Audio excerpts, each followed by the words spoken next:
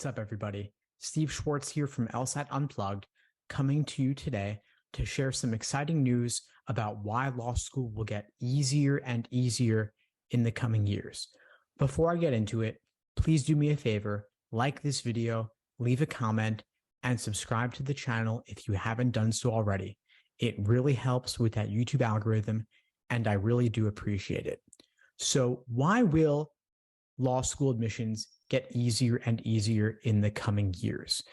The short answer is simply that fewer people will be applying, so law schools will have no choice but to admit students with lower numbers than they otherwise would have. And they'll also admit more students in anticipation of the drop in the number of applicants.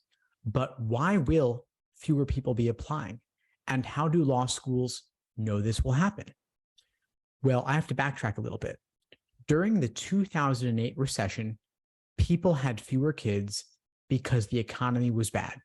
The US birth rate is currently down nearly 20% since prior to the recession.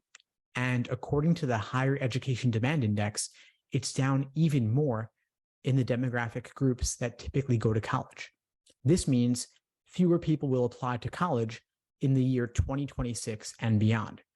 Fewer people apply, it's easier to get in. And because fewer people will be going to college, fewer will be graduating, so fewer will be applying to law school. This means it'll be easier to get into law school in the year 2030 and beyond.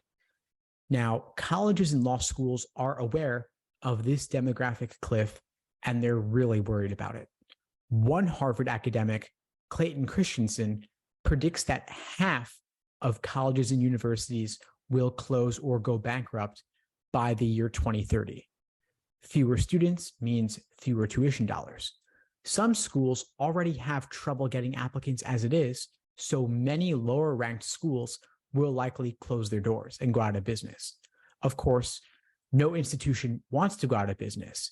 And even if they're technically nonprofits for tax purposes, they have the same concerns as any business.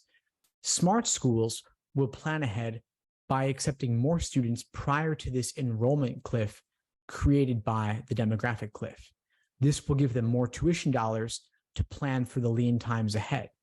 So, to summarize, admissions will be easier in 2030 and beyond because there will actually be fewer students graduating from college and applying to law school, and it'll be easier prior to 2030 because schools will accept more students in anticipation of the impending cliff that starts in 2030.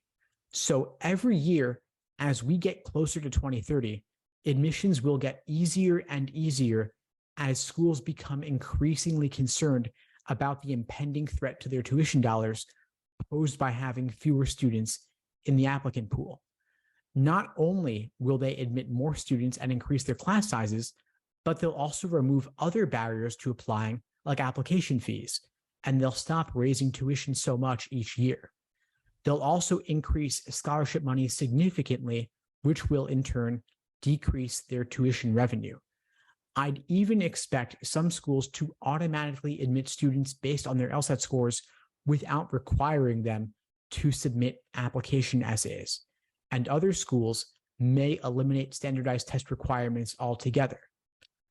They'll also hire more faculty and build nicer buildings to attract students. And the number of schools offering online JDs will increase significantly.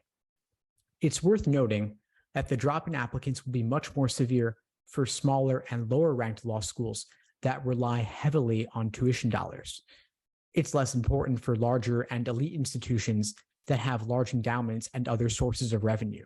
Elite schools will be better able to compete to recruit applicants, so they won't see the same decline in applications as the non-elite schools, and they likely won't need to increase class sizes in anticipation or reduce their LSAT and GPA medians to the same extent.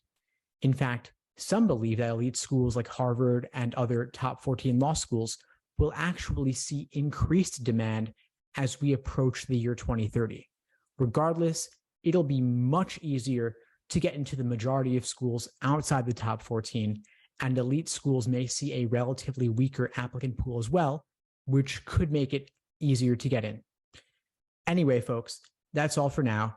I hope you found this video helpful. If you did, like the video, leave a comment sharing your thoughts about this, and subscribe to the channel. It really does help, and I really do appreciate it. In the meantime, I'll wish you all the best and take care. Thanks for tuning into the show. Please subscribe if you haven't done so already to be notified of new episodes as I release them, and feel free to reach out if you need anything at all as you move forward with your prep. I'm happy to help however I can. In the meantime, I'll wish you all the best and take care.